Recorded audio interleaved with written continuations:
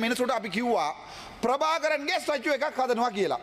එතරම් අපි සින්දු ගැව්වා මේ ප්‍රභාකරන් දෙයියෝ කියලා NPP එකේ JVP එකේ ආපු සින්දුව මං ගාව තියෙන ඕන්න මට ටේබල් කරන්න පුළුවන්.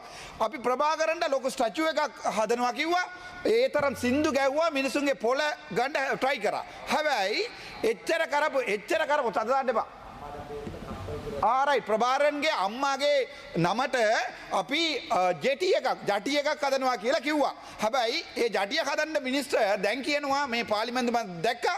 එයාට ඒක අදාළ නැලු. එයා කිව්වේ නැලු ඒව එකක් සින්දු එකක්. NPP ගේ ලොගෝ එකක් දාලා එතරම් බොරුව කිව්වා. මට සමහර දේවල් මේක කියන්න කැමැතියි. දැන් සමහර මම කියන මාස 3-4කට කලින් කන්ටේනර්ස් 300 ගාණක් කියලා කතාවක් ආවා. හැබැයි මේක කියලා මං කිව්වොත් එම මට වෙඩි වදිනවා මට ආරක්ෂාව දීලා නැහැ. හැබැයි මට මේක කියන්න කැමැතියි. මේගොල්ලෝ ඡන්ද ඉල්ලන්න කලින් ජර්මනි වලින් ගිහිල්ලා තිබ්බා. අපේ ප්‍රෙසිඩන්ට් ගිහිල්ලා තිබ්බා ජර්මනි එක අපේ ඩයස්පෝරා එක හම්බුණා. ඩයස්පෝරා එක හම්බෙලා යම්කිසි ඒ කියන්නේ ඒගොල්ලන්ට කරන්න පුළුවන් කියලා මේ රටේ කරන්න බැරි දේවල් අපිට පොරොන්දුවක් දුන්නා එහෙම කරනවා කියලා. එතකොට තායිලාන්ත වලින් තිබ්බ කන්ටේනර් එක තිබ්බ බඩු ටික අපේ ප්‍රභාකරන්ගේ බඩු ටික මම මේක පැහැදිලිව සිංහලෙන් කියන්නම්. මට මේකින් පස්සේ මරණ දර්ශනය කෙයි ඒ වුණාට මට බය නැහැ. තායිලාන්ත වලින් ඉතුරු වෙලා අපි 2009ට කලින් ප්‍රභාකරන් ගෙන්නන්න try කරපු බඩු තායිලාන්ත වල ඉතුරු වෙලා ඒකේ KP කුමරන් පත්මනන අරහා දැනට ඒගොල්ලෝ ඒ කන්ටේනර් එකේ මෙහාට ගෙනලා තියනවා කියලා මිනිස්සු කතා වෙනවා. මටත් මගේ ඩයස්පෝරා එකකින් කතා කරලා කිව්වා ජර්මනි වල ඒ බඩු ටික අන්තිමට ඉතුරු වෙච්ච ආයුධ ටික ගිනියාවි ටික ඒ කන්ටේනර් එකට දාලා තමයි මේ ළඟදී ගෙනලා තියනවා කියලා. හැබැයි මට මේක ඔප්පු කරන්න බෑ. කිව්වා වගකීමෙන් කියන්නේ ගොඩක් වගකීමෙන් කියන්නේ. එතකොට මම මේක කිව්වා කියලා තමයි කිව්වේ නයිඩිනවා කියලා. මේක තමයි සිද්ධ වෙලා තියෙන්නේ. ඒ 300 ගාන කන්ටේනර් එකේ ආපු බඩු එක තිබ්බේ අපේ ප්‍රභාකරන්ගේ ගිනියාවි ඒවා. ඒවා ඉතුරු වෙලා තායිලාන්ත වල තිබිලා ඒවා දැන් වලට ගිහිල්ලා ආපහු ගෙනලා දිනවා මේක. හැබැයි එහෙම කියලා ඔබතුමා ප්‍රකාශ ඔබ වගකීම් බාරගත යුතුයි. අනිවාර්යයෙන් මම සිංහලෙන් කිව්වේ වගකීම බාර ගන්නවා කියලා. එතකොට සිංහල තේරෙනවානේ. එතකොට ඒව දැන් කිව්වා කියලා මට දැන් මාව පාර්ලිමේන්තු මන්ත්‍රීකමක් අයින් කරන්න කියලා ඔය ඉන්න ආණ්ඩුවේ නඩුවක් දාලා තියෙනවා. මම ඒක කිව්වානේ. දැන් ජූනි 26 වෙනිදා මගේ නඩුව තියෙනවා. මට මම මේ තව එකක් කියලා මේ පාර්ලිමේන්තුවෙන් ඉවත් වෙලා යන්නම්. ඒක අහන්න. මාව සෙප්තැම්බර් මාසේ 26 වෙනිදා මිනිස්සු ඒකේ අයින් වෙලා ලියුමක් ගාලා තිබ්බා පාලිතමයි පාලා කලින් හිටපු ලේකම්තුමා. හැබැයි ඊට පස්සේ මේ NPP එකම ගිහලා නඩුවක් දැම්මා මම ડોක්ටර් වෙලා ඉන්නකොට නොමිනේෂන් එකක් දැම්මා කියලා. ඒ නඩුව දැන් කෝට් ඔෆ් අපීල් එක යනවා. දැන් මම මේක කියපු ඉඳා අනිවාර්යෙන් මාව ඉවත් කරනවා. ඒක කිසි අවුලක් නැහැ. පළාත් සභාවේ ඡන්ද තියෙනවා. අපි පළාත් සභාවේ බලගමු. හැබැයි වෙලා තියෙන්නේ මේකයි. දැන් කවුරු හරි කොන්ද පණ තියාගෙන ඇත්ත කියනවා නම් අපිට කැමති. අපි කියන්නේ දැන් අපි සිංහල ජනතාවට කියන්නේ අපි රණ්ඩු වුණා මෙච්චර කාලේ අපි කිව්ව නෑ. මගේ තාත්තා මැරුණා 2009 තාත්තා කොටියක පොලිසියක ඉන්න කාලේ කකුලේ තුවාල වෙලා පදවිය හොස්පිටල් එකට ගෙනලා තාත්තාව එතනින් මරලා තියෙනවා. අරගෙන ගිහිල්ලා කෑලි කපලා තියෙනවා. හැබැයි එතරම් ඉඳන් මං කියන්නේ මොකද්ද?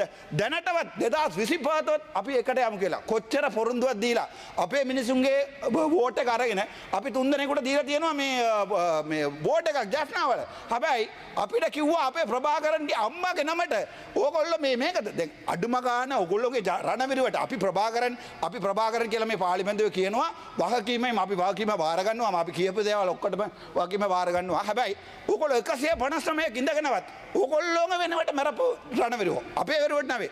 අපේ වෙනුවට මරපු රණවිරුවෝ නවම්බර් 27 අද වෙනකන් අපි මතක තියාගන්නවා. අද වෙනකන් අපි කියනවා ඒගොල්ලෝ අපේ අයියාලා අක්කාලා අපේ දරුවෝ කියලා. හැබැයි ඕගොල්ලෝගේ වෙනුව මරිච්ච රණවිරුවට ඕගොල්ලෝට කියන්න බෑ රණවිරුවෝ කියලා. මම දන්නා එච්චර මට සිංහල බෑ. හැබැයි කියලා තියෙනවා සබලියෝ කියලා මොකරේ. අපි කවදාවත් මම මරණකම් මේ රටේ මං කියන්නේ අපේ වෙනුවට මරපු ආයේ සබලියෝ කියලා. ඒගොල්ලෝ රණවිරුවෝ. ඒ වගේම සිංහල ජනතාවෙන් එක්කෙනෙකුට අම්මා නැහැ, එක්කෙනෙකුට තාත්තා නැහැ, එක්කෙනෙකුට දුවක් නැහැ, එක්කෙනෙකුට පුතා නැහැ. එතකොට හිතලා බලන්න මම මේ පාර්ලිමේන්තුවෙන් බහලා යනකොට මට යුනිෆෝම් එකේ ඉන්න එකෙක් නාවිලා කියනවා ડોක්ටර් ඔයා ඇත්ත කියනවා. ඔයා ඇත්ත කියනවා. ඔයා අපේ කට්ටියව ගරු කරනවා. හැබැයි බලන්නකො අපි ඡන්ද දීලා 159 යවලා තියෙනවා. හැබැයි මේගොල්ලෝ මොකද වෙන්නේ කියලා දැන් බලන්න. දැන් දකුණේ මම විනාඩි 2යි කරු මන්ත්‍රීතුමා විනාඩි 2යි තව. thank you. මම දැක්ක දකුණේ දැන් පරණ ඕගොල්ලෝගේ දේශපාලනය තරග මැතේ දෙන්නෙක් ගිහිල්ලා දාලා තියෙනවා මේ හිරේ. ඊට පස්සේ චාමර මන්ත්‍රීතුමා දැම්මා. කවුද මේ හැබැයි ආය යන්න එන්නේ මම දන්නේ නැහැ මොකද සිග්නල් කේස් එක හරි මොකද කේස් එකට මාව දානවා. හැබැයි මමත් කවදාද එළියට එනවා. මම දන්නවා දැන් කොහමරි ජූනි 26 වෙනිදා මට නඩුවක් තීන්දුවක් කරනවා. ආවා අද ඉඳන් පාර්ලිමේන්තුව ඉවත් වෙනවා කියලා. එහෙමනේ වෙන්නේ. මේ රටේ මම කවදාවත් පොලිටික්ස් කරලා නැහැ. මම කවදාවත් අවුරුදු 33ක් මම වෝට් කරලා නැහැ මේ රටේ. මට විශ්වාසයක් නැතුව ගියා. මේ 2009 ඔක්කොම ඉවරනාට පස්සේ මගේ තාත්තාව එක්ක අරගෙන ගිහිල්ලා කෑලි කැපුවාට පස්සේ මම ගිහිල්ලා ඒ BST එක අරන් බලුවා හොස්පිටල් එක. මම ડોක්ටර් කෙනෙක්. මං ගිහිල්ලා මගේ තාත්තාගේ BST අරන් බලුවා. තාත්තාගේ බඩේ තුවාල වෙලා තියෙනවා. ඊට පස්සේ BST එක කිසි දෙයක් නැහැ. එතකොට මම දැක්කා තාත්තාට බඩේ තුවාල වෙලා තියෙනවා. කකුල ඇම්පියුටේට් කරලා තියෙනවා. තාත්තා නැහැ. මගේ තාත්තා නැහැ. එතකොට මගේ කොච්චර පපුව රිදෙනවා කියලා කියන්නකෝ. ඒ නිසා තමයි මේ පාර්ලිමේන්තුව ඇවිල්ලා අපි කියන්නේ. මේකයි වෙලා තියෙන්නේ. දැන් මේ ඕගොල්ලෝගේ ජනාධිපතිතුමා ආයෙ යනවා ජර්මනි වලට. මම පින්තූර පවා ඕන නම් පෙන්වන්න මට පුළුවන්. මට නඩුවක් දාන්න මේ මගේ මේ ස්පෙෂල් මොකුත් එපා නඩුවක් දාන්න මම මඩුවෙන් ගහලා පෙන්වන්නම්. මට කොට්ටි එක ඩයස්පෝරා එකේ ජර්මනි ඉන්න ලොකා මට කිව්වා. ඕගොල්ලෝගේ ජනාධිපතිතුමා ආවිල්ලා සහෝජෝ ඉල්ලුවා අපි සල්ලි දුන්නා කියලා. එතකොට මම ගත්ත සල්ලි මගේ ඩයස්පෝරා එකේ මම ගත්ත සල්ලි ටික මම කිව්වා. මගේ account එක BOC මගේ identity card number එක 86.18.32.95 ඕන්න ගිහිල්ලා බලන්න මට election එකට සල්ලි දාලා දෙනවා මගේ ඩයස්පෝරා. මෙහින් ගෙනලා දෙනවා මගේ ඩයස්පෝරා. ඕගොල්ලෝ කියන්න පුළුවන් දෙයක. ඕගොල්ලෝ ගිහිල්ලා අරේ ගිහිල්ලා අපේ මිනිස්සුන්ට කියන වෙන එකක්.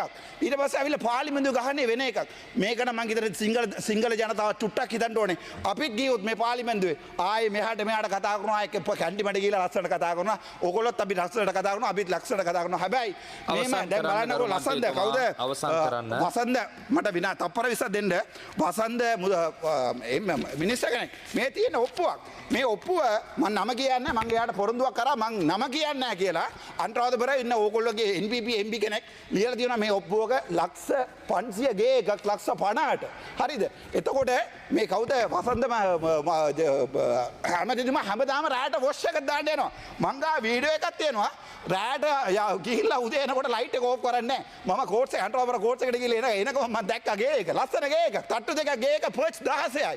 ලක්ෂ 50ට ගන්න පුළුවන්ද මේ රටේ?